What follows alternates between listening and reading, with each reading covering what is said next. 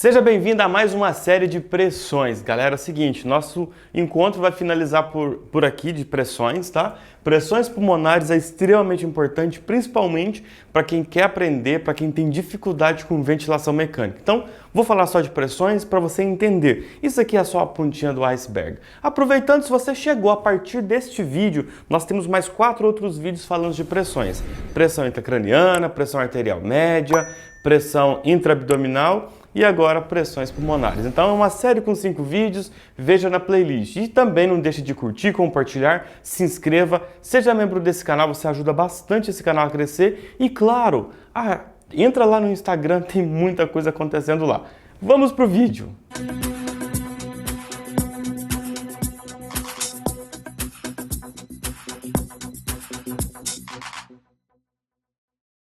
Galera, então vamos entender isso aqui. É muito fácil. Já põe na sua cabeça que é muito fácil. Seguinte, para você inspirar, para você colocar o ar para dentro dos seus alvéolos, algo precisa acontecer. Não basta você ter força de vontade. Você precisa ter força de vontade e o seu organismo precisa fazer este mecanismo que a gente vai entender aqui. Então, olha só, quando eu faço isso aqui, ó, o ar entrou, mas para esse mecanismo acontecer, vamos relembrar a fisiologia humana e um pouco de anatomia. Veja só, eu tenho 3 lobos do lado direito, 2 lobos do lado esquerdo, eu tenho pleura parietal, pleura visceral, e isso é importante para eu já começar a entender aqui. Quando eu falo de pleura, eu preciso entender que a pleura parietal ela está aderida aos músculos intercostais. A pleura visceral ela está aderida ao órgão pulmão. Entre estas pleuras, eu tenho uma pressão negativa. O que significa uma pressão negativa? Significa uma pressão de sucção, como se fosse um vácuo. O vácuo é uma pressão negativa. Então veja só, se você pegar uma seringa sem agulha, colocar o dedo na ponta e puxar o êmbolo, aquele ar que está lá dentro, aquele ar é um ar negativo. Quando você solta o êmbolo, ele volta. Se você não colocasse o dedo na ponta, quando você puxa, aquele ar é positivo. Quando você solta o êmbolo, ele fica parado onde está. Então, entre as pleuras, a gente tem uma pressão negativa. O que a gente precisa compreender? O alvéolo, ele tem uma característica muito importante. Ele tem uma pressão de 0. O que significa pressão de 0? Significa que a pressão do alvéolo é a mesma pressão da atmosfera. O que isso significa? Significa que, se a pressão de fora é a mesma pressão do alvéolo, você concorda que não tem por que o ar de fora entrar para dentro do alvéolo? Da mesma forma, não tem por que o ar do alvéolo sair se as pressões são iguais. Então, para que o ar entre para dentro dos alvéolos, precisa existir uma diferença de pressão. O que significa essa diferença de pressão?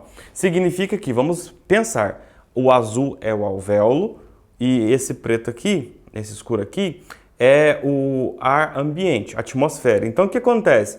Para ter uma inspiração, o que acontece com a pressão lá dentro do alvéolo? Ela diminui, ela fica negativa, porque se ela é 0, ela fica negativa.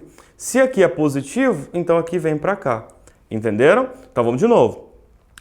Pressões alveolares e pressões atmosféricas. Pressões estão iguais, então pressões igual a 0, né? Nós nivelamos aqui. Se o alvéolo tem pressão negativa, ele diminui. Se ele diminui a pressão, o ar de fora entra para dentro. Então, quando você vai inspirar, você tem que gerar uma pressão negativa dentro dos alvéolos. E para você ter essa pressão dentro dos alvéolos negativa, você precisa que a pleura ela faça mais pressões negativas para ter uma expansibilidade. Olha só o tanto que o negócio é lindo, velho. É muito massa. Então vamos olhar aqui para o gráfico, tá?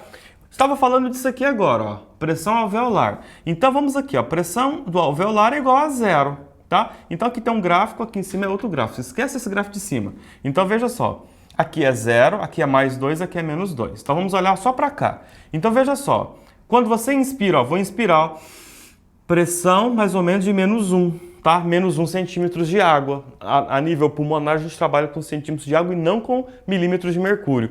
Então, veja só, inspirei, coloquei, eu diminuí a pressão alveolar para que o ar pudesse entrar, tá?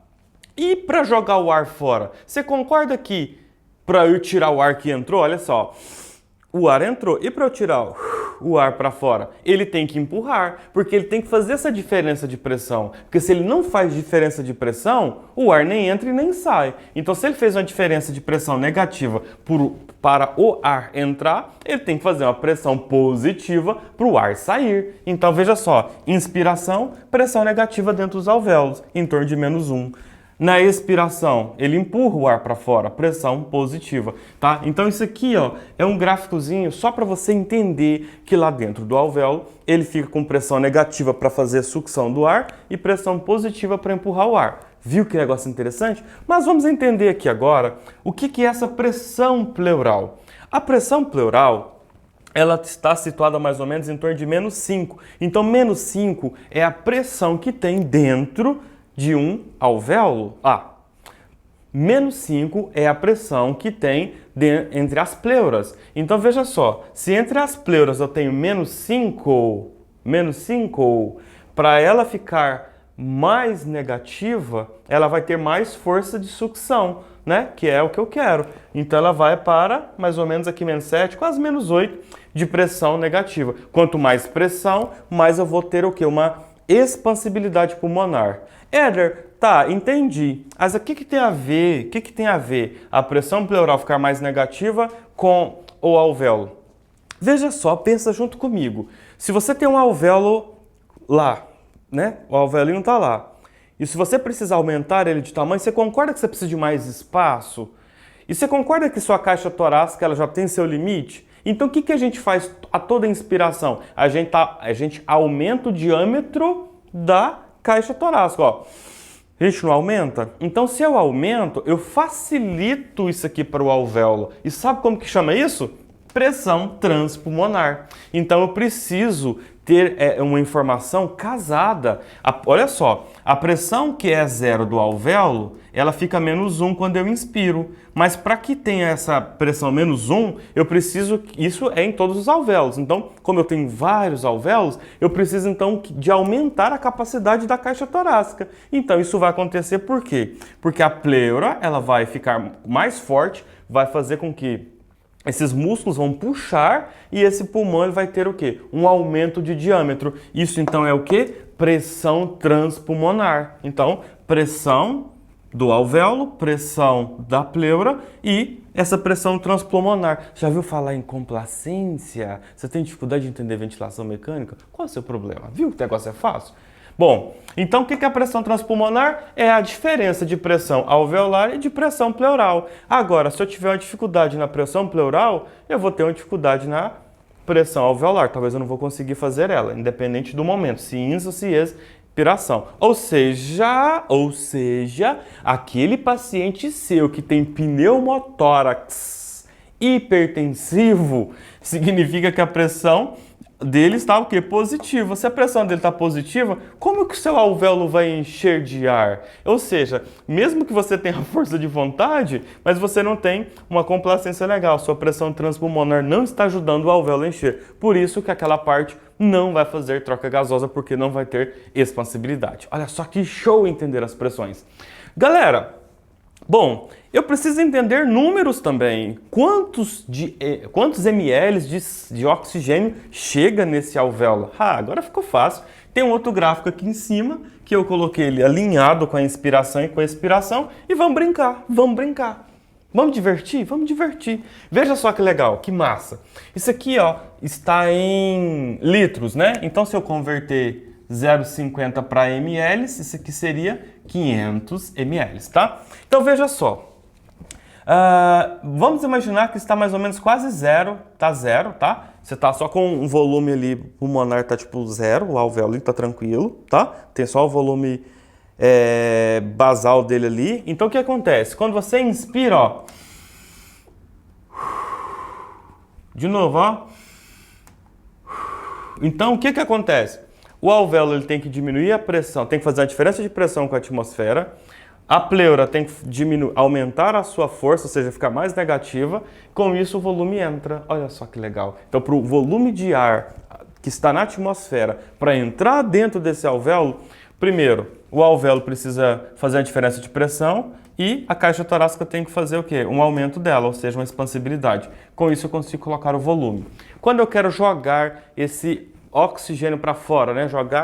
Fazer expiração, o alvéolo simplesmente vai empurrar o ar que está em cada unidade alveolar, a pressão transpulmonar pleural ela vai voltar para o seu estado original, que seria menos 5, ela não vai chegar para zero, tá? E com isso a gente vai ter o quê? Uma diminuição da pressão transpulmonar, até porque agora é o momento de expiração, de expulsar. E é isso que a gente fala aqui. Então, mais ou menos, volume corrente de um paciente em torno de 500 ml. Claro que você tem que levar em consideração o peso predito. Você não pode pegar um paciente que é pesadelo de rodízio, né? Um cara gordão, e falar assim, nossa, o cara tem 150 quilos, eu vou colocar 6 ml por quilo e vou ventilar ele. Isso vai explodir o pulmão do cara. Então, peso predito, existe várias calculadoras aí da área médica aí, que a fisioterapia usa bastante, medicina, enfim, a gente usa muito, para você calcular o peso predito do paciente, tá bom? Então, volume corrente fisiologicamente é em torno de 500 para um paciente de 1,75, 70 quilos,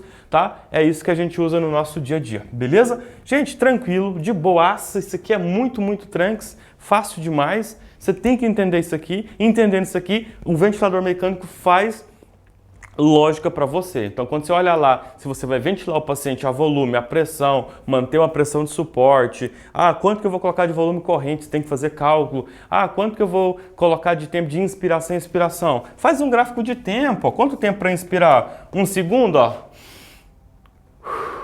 2 para expirar? 1 para 2, enfim. Eu preciso colocar mais oxigênio, preciso aumentar a expiração, preciso jogar CO2 fora, preciso lavar CO2. Então você consegue brincar com o ventilador mecânico, tá? E se você não sabe, eu tenho um curso completo de oxigenoterapia, que vai do básico ao avançado de uma forma muito fácil para você entender de uma vez por todas, tá? Nossa série está encerrando por aqui. Espero ter ajudado muito, muito vocês de coração mesmo, porque você precisa compreender todas as pressões que tem no nosso corpo.